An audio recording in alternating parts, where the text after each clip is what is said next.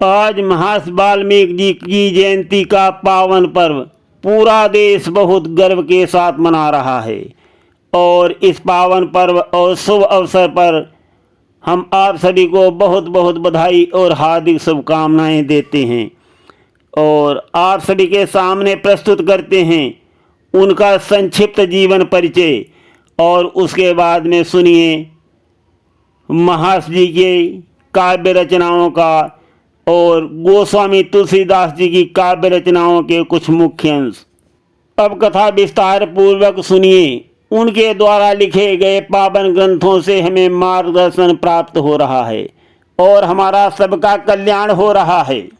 महर्षि वाल्मीकि जी का जन्म एक साधारण परिवार में हुआ था, परंतु उनके गुण बहुत असाधारण थे। जन्म से उनके आचरण बहुत अच्छे नहीं थे। उनका काम था राहजनी करना, चोरी करना उनका मुख्य धंधा था और उसी से वो अपनी आजीविका चलाते थे। रास्ते में बैठ जाते थे, पथिकगण आते उनका सामान छीन लेते थे और उनके साथ हिंसा भी करते थे, मारपीट भी करते थे। दैव योग से एक दिन क्या हुआ, नारद जी उसी मार्ग से निकले। नारद जी को देख करके वाल्मीकि जी ने डपट कर कहा, ठहरो, तुम्हें पता नहीं मैं डाकुओं का सरदार हूँ। जो भी तुम्हारे पास है चुपचाप यहाँ रख दो, नहीं तो तुम्हारी खैर नहीं। ये देखकर नारद जी चौंक कर बोले, अरे भाई, मेरे पास क्या है? ये बीणा है और हरि का नाम है, जब चाहो तब ले लो, मैं देने के लिए तैयार हूँ। ये सुनकर वाल्मीकि जी ने कहा, तुम्हारी ये बीणा है, ये तो बहुत सुंदर लग रही है, जरा इसके स्वर को बजा करके हमको सुनाओ। तब नारद जी ने अत्यंत मधुर स्वर में भगवान का कीर्तन करना आरंभ कर दिया। उसके प्रभाव से वाल्मीकि जी का कठोर हृदय है वो पसीज गया और उसमें दया का संचार होने लगा और बोले, मेरे हृदय में सदा आग सी जलती रहती है और आज तुम्हारा कीर्तन सुनकर मुझे कुछ शांति सी जान पड़ती है। क्या इसमें जादू है? कौन सा जादू तुमने कर दिया? नारद जी बोले, भाई, राम नाम में अजीब जादू तो है ही। ये तो शांति का भंडार है। तुम लूट मार करते हो, निर्दोष यात्रियों के प्राण हर लेते हो। सोचो तो सही, संसार में जीव हिंसा से बढ़कर कोई बड़ा पाप नहीं है। सच मानो तुम्हारे हृदय में ये पापाग्नि की सुलगती लपटे हैं। भाई, तुम्हें क्रूर कर्म छोड़ दो। वाल्मीकि जी बोले, महाराज, लूट मार कैसे छोड़ दूं मैं? कैसे छोड़ दूं? और अगर मैं लूट मार छोड़ दूंगा तो अपने माता पिता और परिवार का पालन पोषण कैसे करूंगा? कहां से आएगा पैसा? हमारा तो पेट इसी से भरता है। उनके वचन को सुनकर नारद जी बोले, अरे भाई, जिनका तुम पालन करते हो उनसे एक बार ये तो पूछो कि तुम लोग इस लूटमार के धन के साथी हो और इसके बदले मुझे जो नरक में सजा मिलेगी, जो मुझे कष्ट भोगना पड़ेगा, क्या उसमें आप सभी लोग भाग लोगे? यदि वे केवल धन के ही साथी हैं तो तुम्हारा इस प्रकार पाप में लगे रहना ठीक नहीं है। नारद जी की ये बात सुनकर वाल्मीकि जी ने समझा कि ये मुनिराज मुझे बहका रहे हैं और बहाने से मुझे ये पता करने के लिए भेज रहे हैं और ये खुद भाग जाना चाहते हैं। तो बोले, खूब कहा महाराज, मैं घर जाऊंगा और आप मौका पाकर अभी भाग जाएंगे। नारद जी बोले, नहीं भाई, मैं नहीं भागूंगा, तुम मुझे इसी पेड़ से बांध दो और जल्दी पूछ कर आ जाओ कि उनके क्या विचार हैं और फिर मुझको बताओ। ये बात वाल्मीकि जी के समझ में आ गई और उन्होंने नारद जी को कस के पेड़ में बांध दिया और अपने घर आ गए।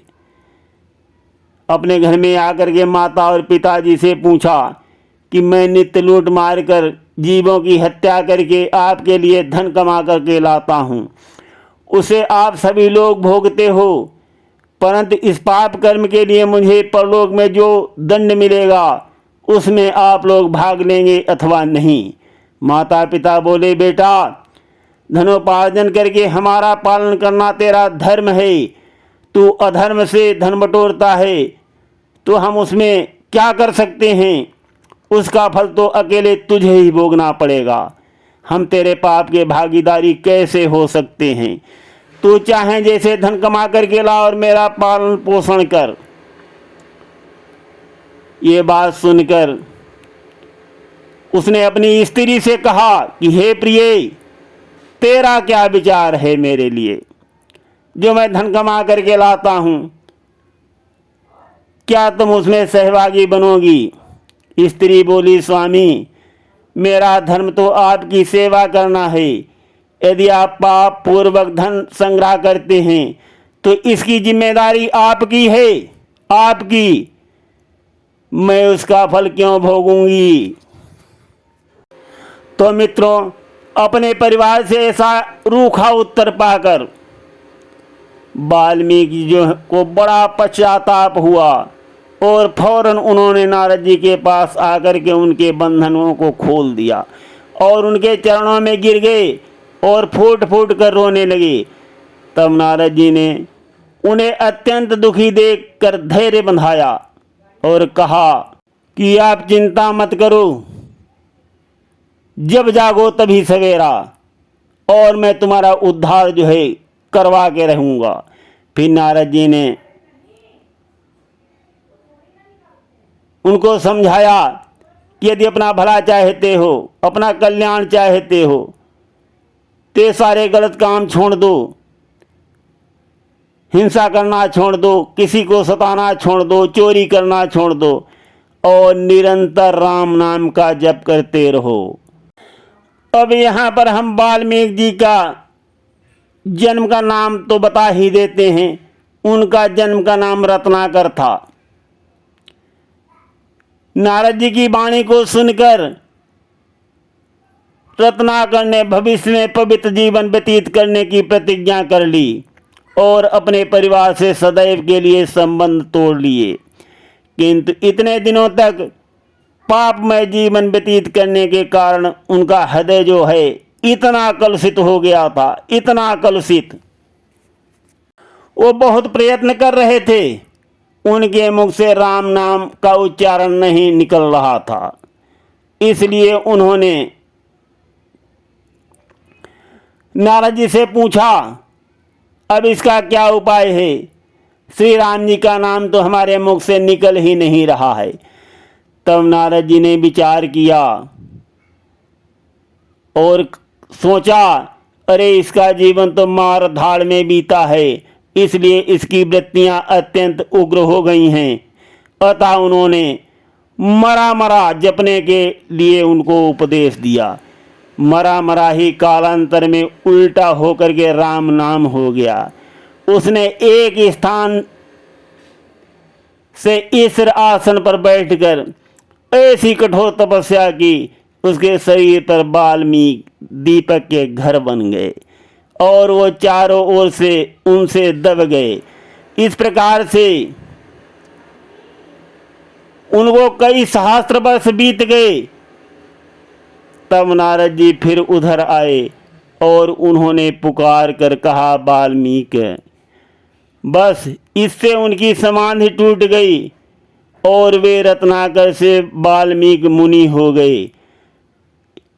इसी बात को गोस्वामी तुलसीदास जी ने कहा है, उल्टा नाम जपत जगो जाना, वाल्मीकि भय ब्रह्म समाना। इन्हीं वाल्मीकि मुनि ने सबसे पहले रामचरितमानस रचा। भगवान राम वनवास के समय भाई लक्ष्मण और सीता जी सहित इनके आश्रम पर पधारे थे और जब श्री सीता जी को वनवास हुआ तब वे भी इन्हीं के आश्रम पर रही थी और उसी समय उनके गर्भ से कुश और लव का जन्म हुआ था। जिनको शिक्षित करके संपूर्ण रामचरित का बोध कराया था इन्होंने, महामुनि ने। अब इनके द्वारा की गई रचनाएं हम मुख्य अंश बताते हैं। सरयू किनारे अयोध्या नगरी बसी थी। वहाँ के राजा दशरथ थे। कौशल्या, सुमित्रा और कैकेयी उनकी 3 रानियां थीं। पुत्र प्राप्ति के लिए राजा ने यज्ञ कराया। चैत्र मास की नवमी को कौशल्या के राम को जन्म दिया। सुमित्रा ने लक्ष्मण व शत्रुघ्न को और कैकेयी के भरत हुए। राजा प्रजा बहुत खुश हुए। चारों राजकुमार तरह तरह की विद्याएं सीखने लगे। एक दिन विश्वामित्र जी दरबार में आए। राजा ने उनका स्वागत किया। मुनिवर से आने का कारण पूछा। तब विश्वामित्र जी बोले, राक्षस यज्ञ में बाधा डालते हैं। राम और लक्ष्मण को लेने आया हूँ। वे राक्षसों को मारकर यज्ञ पूरा कराएंगे। राजा चिंता में डूब गए। राम लखन भयंकर राक्षसों से कैसे लड़ेंगे। तब वशिष्ठ ने समझाया कि हे राजन, चिंता न करो, आपके पुत्र बहुत ही प्रतापी हैं। विश्वामित्र राम लक्ष्मण को साथ लेकर चल दिए। जंगल में तालिका राक्षसी से सामना हुआ। राम ने एक ही बाण में उसे यमपुर पहुंचा दिया। आश्रम में पहुंचकर विश्वामित्र जी यज्ञ करने बैठे। तभी मारीच और सुबाहु दूसरे राक्षसों के साथ वहां आ गए और उत्पात मचाने लगे। राम और लक्ष्मण ने सुबाहु और दूसरे राक्षसों को मार दिया। मारीच को तीर से ऐसा उछाल दिया वो सागर तट पर जाकर गिर पड़ा। यज्ञ पूरा हो गया। विश्वामित्र जी दोनों भाइयों को साथ लेकर आगे चले। रास्ते में पत्थर की एक शिला पड़ी थी। वो गौतम ऋषि की पत्नी अहिल्या जो थी, ऋषि के श्राप के कारण शिला बन गई थी। राम ने चरण से उस शिला को छूकर उद्धार कर दिया। विश्वामित्र जी दोनों भाइयों को लेकर राजा जनक की नगरी मिथिलापुरी पहुँचे। राजा जनक की पुत्री थी सीता। उस दिन उनका स्वयंवर था। बहुत से राजा भाग लेने के लिए आए थे। राम और लक्ष्मण भी थे। बीचों बीच शिव जी का धनुष रखा था। एक एक कर सबने जोर लगाया, किंतु धनुष को चढ़ाना तो दूर गया, कोई हिला भी न सका। तभी राम उठे और उन्होंने धनुष की डोरी को खींचा और धनुष के 2 टुकड़े हो गए। सीता जी ने राम के गले में बरमाला डाल दी। ये खबर अयोध्या में पहुंची। महाराज दशरथ जी बहुत प्रसन्न हुए। बारात लेकर मिथिला आए। धूमधाम से राम जी का विवाह हुआ। राज परिवार में 3 राजकुमारी और थीं। उनके साथ भरत, लक्ष्मण और शत्रुघ्न के विवाह भी हो गए। राजा दशरथ वृद्ध हो चले थे। उन्होंने एक दिन मंत्रियों से सलाह ली कि राम को राजगद्दी सौंप कर मैं तपस्या करने जाना चाहता हूँ। हर कोई कहे उठा, आपने ठीक ही सोचा है महाराज, यही रघुकुल की रीत भी रही है। राम के तिलक की घोषणा सुनकर कैकेयी की दासी मंथरा जल भुन गई। उसने कैकेयी को भड़काया, राम जी राजा बन गए तो कौशल्या का मान बढ़ जाएगा। तुम राजा से अपने दोनों वरदान मांग लो। एक वरदान से भरत को राजगद्दी और दूसरे से राम जी को 14 वर्ष का वनवास। कैकेयी ने महाराज दशरथ जी से दोनों वरदान मांगे। बहुत समझाने पर भी नहीं मानी। राम जी को वन में जाना पड़ा। उनके साथ सीता जी और लक्ष्मण जी भी गए। दशरथ राम जी का वियोग न सह सके। उनकी मृत्यु हो गई। राजमहल में शोक छा गया। भरत और शत्रुघ्न जी अपने ननिहाल से लौट आए। उन्हें बुलाने दूत भेजा गया था।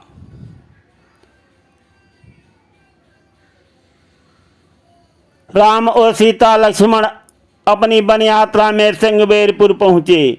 वहाँ से उन्होंने गंगा पार की। केवट नाव लेके आया। श्री राम जी नाव पर चढ़ने लगे तो केवट बोला कि पहले मैं आपके चरण धोऊंगा, तभी मेरी नाव में बैठना। क्या पता आपके चरण छूकर मेरी नाव भी नारी बन जाए। फिर चित्रकूट में पहुँचे। श्री राम और लक्ष्मण जी ने सुंदर पर्णकुटी बनाई और तीनों लोग वहाँ सुखपूर्वक रहने लगे। इधर भरत जी ननिहाल से लौटे, माँ की सारी बात उजागर हो गई। वो बहुत दुखी होकर के रोने लगे। राम जैसे भाई से अलग होकर मैं नहीं रह सकता, मैं उन्हें मनाकर वापस लाऊंगा। भरत के साथ पूरा राज परिवार, मंत्री, सभासद आदि राम से मिलने चल पड़े। सभी सवारियों पर थे, मगर भरत शत्रुघ्न पैदल ही चल रहे थे। चित्रकूट में राम भरत का मिलन हुआ। सभी ने राम जी से लौटने के लिए कहा, मगर श्री राम अपने वचनों से पीछे नहीं हटे और भरत को समझा बुझाकर अपनी खड़ाऊं दे करके सादर विदा किया। भरत जी अयोध्या लौट आए। अब राम, सीता और लक्ष्मण जी के साथ पंचकुटी में जा कर के रहने लगे। एक दिन रावण की बहन शूर्पणखा वहां आई। सुंदर रूप बनाए हुए लक्ष्मण ने राम जी का इशारा पाकर उसके नाक और कान काट लिए। नाक कान कटते ही शूर्पणखा ने भयंकर रूप धारण कर लिया और वो भागकर अपने भाई खर और दूषण के पास गई। दोनों ने सेना लेकर श्री राम जी के ऊपर हमला किया। लक्ष्मण सीता जी को लेकर के दूर चले गए। अकेले राम जी ने उन दोनों को मार गिराया। शूर्पणखा रावण के पास गई। बहन की हालत देखकर और भाइयों का मरना सुनकर रावण क्रोध से गरज उठा और बोला, तू घर जा, मैं उन तपस्वियों से बदला लूंगा। रावण के कहने पर उसका मामा मारी सोने का मृग रूप धारण कर राम जी की कुटिया के बाहर घास चरने गया। सीता राम से बोली, मुझे ये मृग ला करके दे दो। राम जी ने धनुष बाण लेकर के मृग के पीछे दौड़े, दूर चले गए। बाद में लक्ष्मण जी की एक रेखा खींचकर राम जी की खोज में चले गए। सीता जी अकेली रह गईं। तभी साधु का भेष बनाकर रावण वहां आया, भिक्षा मांगी। सीता भिक्षा देने आई। जैसे ही रेखा पार की, रावण ने उन्हें जबरदस्ती अपने उड़ने वाले रथ में बैठा लिया और लंका को हर लेकर आया। राम लक्ष्मण वापस कुटिया में आए। सीता को कुटिया में न देख करके दुखी हुए, इधर उधर ढूंढने लगे। तभी घायल पक्षी जटायु उन्हें मिला और बोला कि मैं रावण से लड़ा था, किंतु वह मुझे घायल कर सीता जी को हर ले गया है। सीता जी को खोजते हुए राम और लक्ष्मण जी पंपापुर के निकट आए। वहां राजा सुग्रीव था। हनुमान जी ने सुग्रीव से राम की मित्रता कराई। सुग्रीव बोला, मेरा बड़ा भाई बाली मुझे बहुत सताता है, मैं उसका वध कराना चाहता हूँ। बाली और सुग्रीव का घोर युद्ध हुआ। राम ने वृक्षों की आड़ से तीर चलाकर बाली का वध कर दिया। राज सुग्रीव को दे दिया। सुग्रीव ने भालुओं को भेजकर सीता जी की खोज कराई। सभी बानर समुद्र तट पर पहुंचे। लंका समुद्र पार थी। हनुमान जी एक छलांग में समुद्र पार कर लंका जा पहुंचे। वहां अशोक वाटिका में सीता जी से मिले। उन्होंने राम जी की अंगूठी सीता जी को दी। सीता बहुत उदास थी। रावण को हनुमान जी के आने का पता चला। उसने उन्हें पकड़ लाने के लिए राक्षसों को भेजा, मगर हनुमान जी ने उन्हें मार गिराया। अंत में मेघनाथ ब्रह्मफांस में उनको बंदी बना लाया। रावण ने अपने मंत्रियों को सलाह दी और हनुमान जी को पूंछ में तेल से भीगा कपड़ा बंधवाया और आग लगवा दी। हनुमान जी ने जली हुई पूंछ से लंका जलानी शुरू कर दी। देखते देखते सारी लंका जल उठी। हनुमान जी ने सागर में पूंछ की आग बुझाई और रामादल में लौट आए। इस बीच रावण ने क्रोध में आकर अपने भाई विभीषण को लंका से निकाल दिया। वो राम की शरण में आ गया। राम ने उसे अभयदान दिया और लंका का राजा बना दिया। लंका पे श्री राम ने चढ़ाई की तैयारी शुरू कर दी। भगवान शंकर की पूजा की। नल नील ने समुद्र पर पत्थरों का पुल बनाया। राम और रावण की सेना के बीच घमासान युद्ध होने लगा। इसी युद्ध में मेघनाथ की शक्ति से लक्ष्मण जी मूर्छित हो गए। हनुमान जी द्रोणागिरि पर्वत से संजीवनी बूटी लेकर आए। उससे लक्ष्मण जी की मूर्छा दूर हो गई। दूसरे दिन युद्ध में श्री राम ने रावण के भाई कुंभकर्ण का संहार कर दिया। रावण का बलवान बेटा मेघनाद भी लक्ष्मण जी के द्वारा मारा गया। राम रावण का भयंकर युद्ध हुआ। आकाश में देवता भी इस दृश्य को देख रहे थे। अंत में श्री राम के बाणों से रावण मारा गया। राम ने हनुमान, सुग्रीव और लक्ष्मण को लंका भेजा। वे आदर सहित सीता जी को लेकर के आए और विभीषण जी को श्री राम जी ने लंका का राजा बना दिया। राम, सीता, लक्ष्मण और उनके साथ हनुमान जी, विभीषण, सुग्रीव और अंगद आदि पुष्पक विमान में बैठकर अयोध्या की ओर चल पड़े। राम ने अयोध्या में प्रवेश किया तो सारी अयोध्या आनंद के सागर में गोते खाने लगी। सबके हृदय में दीप जल गए। बोलो सियावर रामचंद्र की जय, सियापति रामचंद्र की जय, लखन सिय रामचंद्र शंकर हरिओम, उमापति महादेव की जय, पवन सुत हनुमान की जय। तो साथियों, इस प्रकार संक्षेप में हमने संपूर्ण रामायण इन महर्षियों द्वारा लिखी गई। सबका कल्याण हो रहा है। श्री रामायण की सत्य कथा ऋषियों मुनियों ने गाई है। श्री राम नाम के 2 अक्षर में सब सुख शांति समाई है। तो आज श्री वाल्मीकि जयंती पर इस प्रकार से काव्य रचनाओं को संक्षिप्त में बताकर हम आप सभी को हार्दिक शुभकामनाएं दे रहे हैं। धन्यवाद। मंगल भवन अमंगल हारी, द्रवौ सु दशरथ अजिर बिहारी।